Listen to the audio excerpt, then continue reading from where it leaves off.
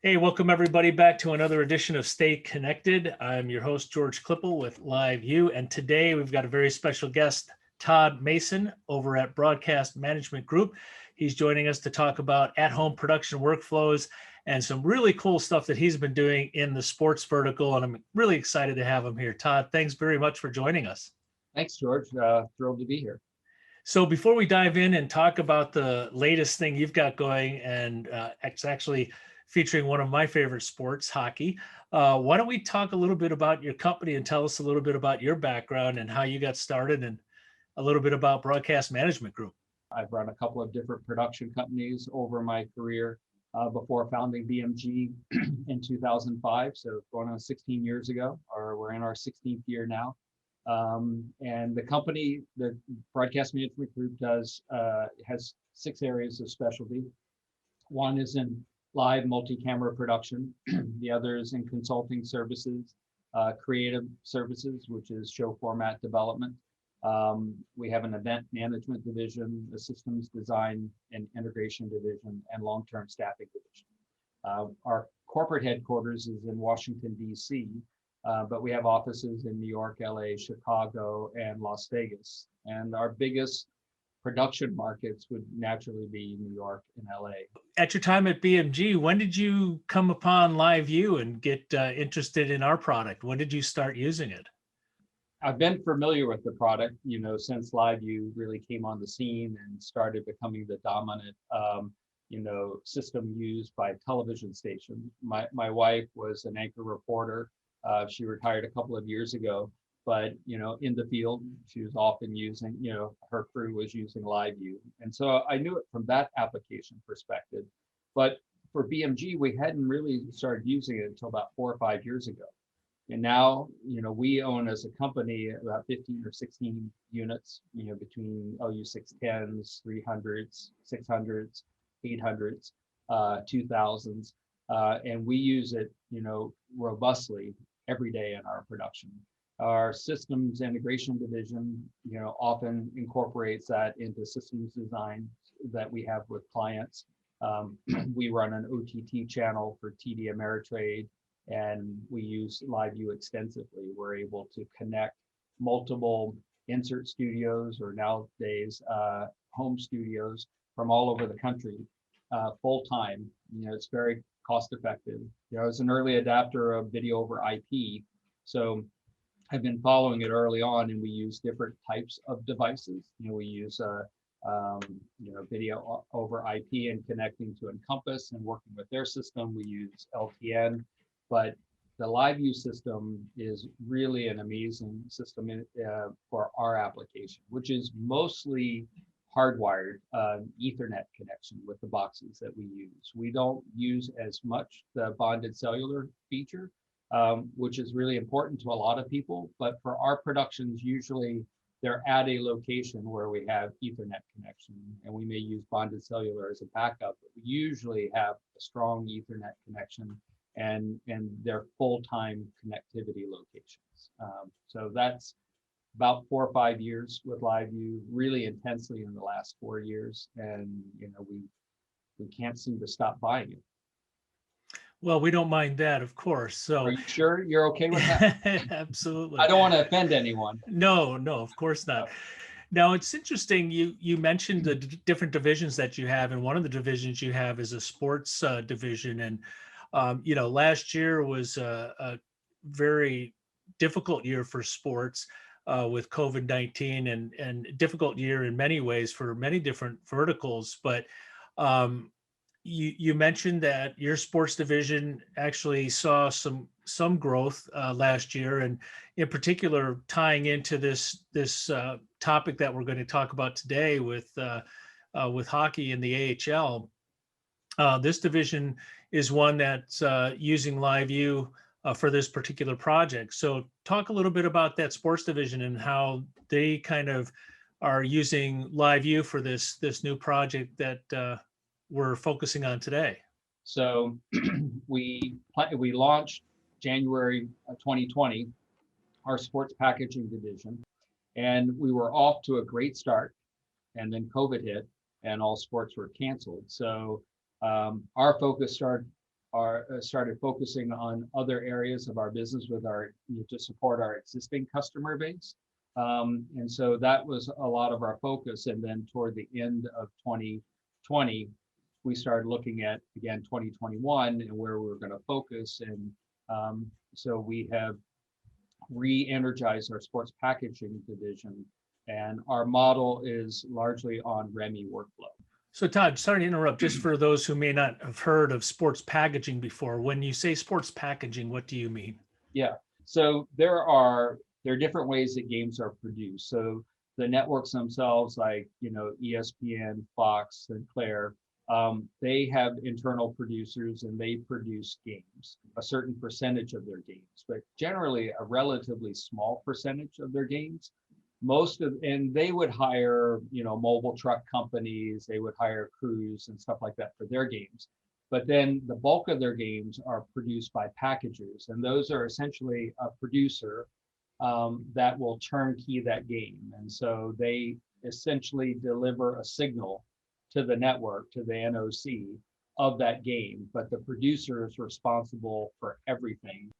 Great. And, sports for live view is a huge vertical market for us. That's really been one of the biggest growth areas aside from news at live view over the last few years. And you were just mentioning REMI, or what we refer to as at-home production. So talk a little bit about that and how, at the end of the year and going into the beginning of this year, you started packaging that together. And what did you do with this particular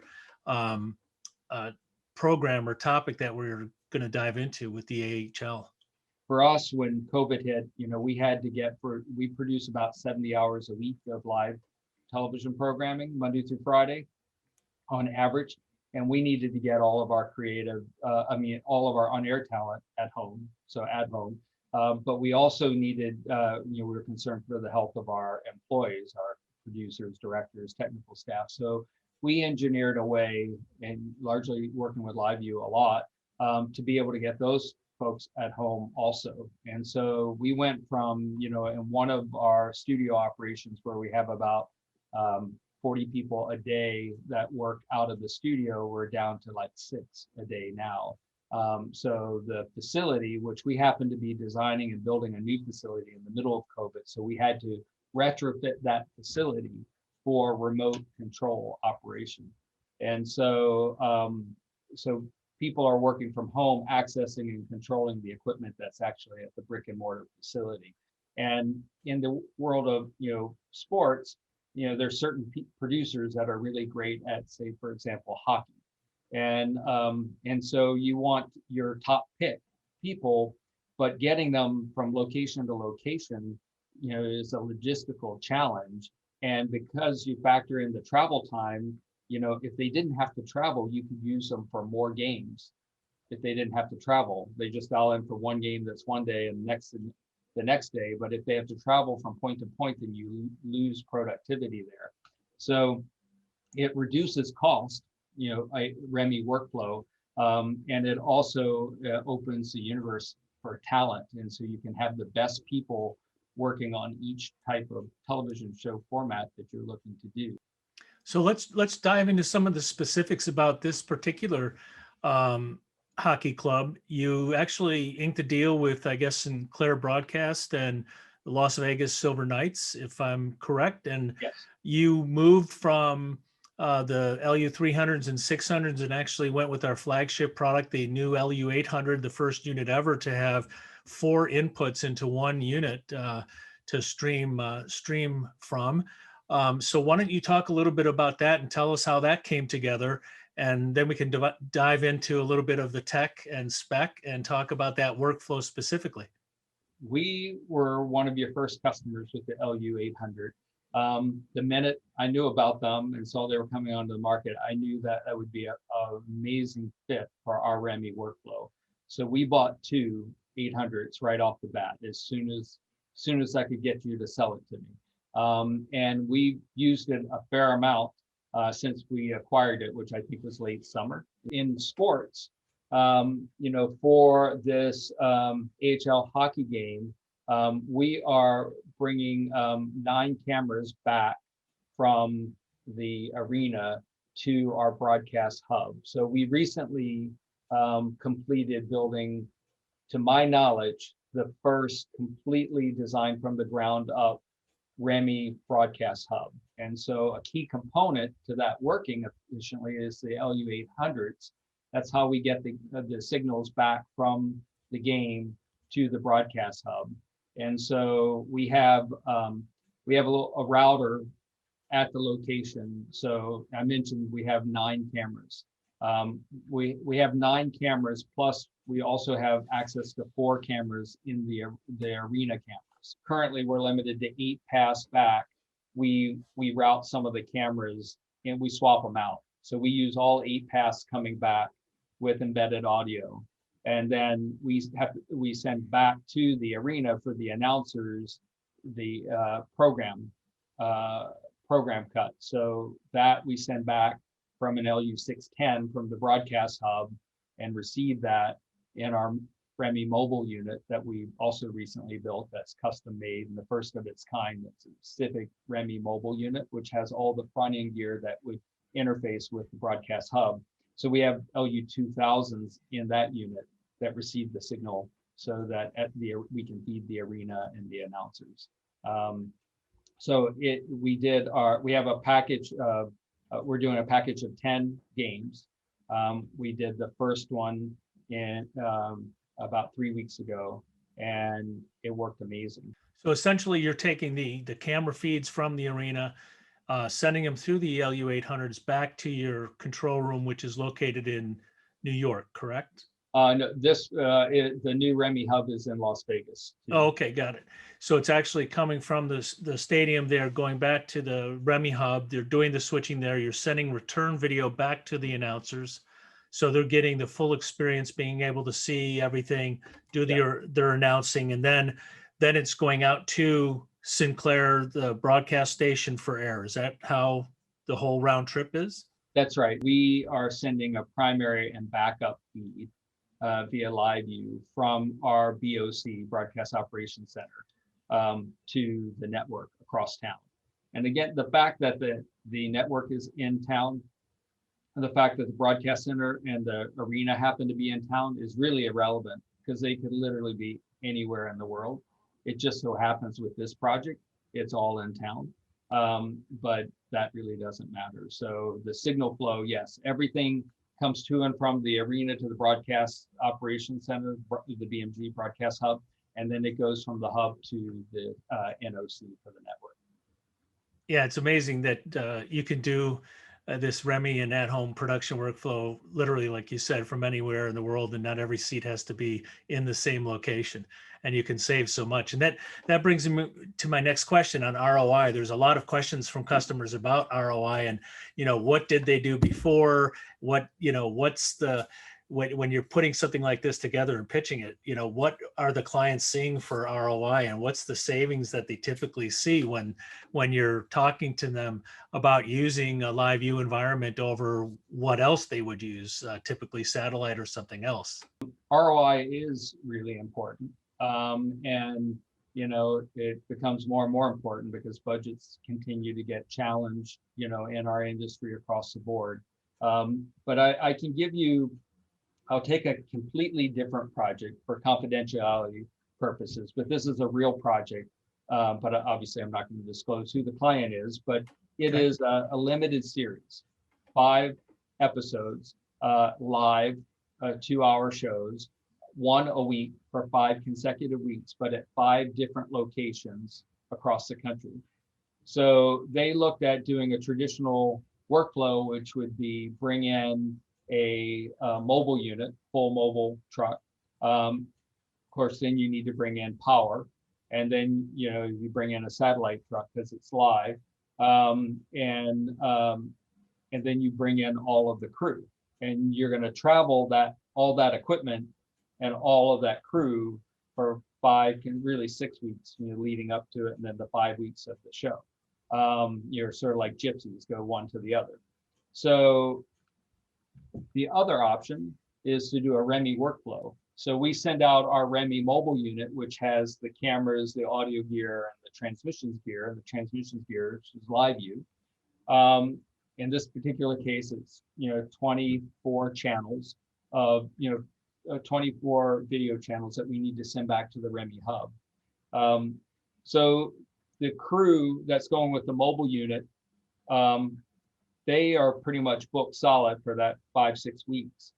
But all the other people that work on the show, your directors, your technical directors, your graphic artists, your TD, all of the playback person, engineer, the control room engineers, they're you're only hiring them for the days of the setup, test, and show day.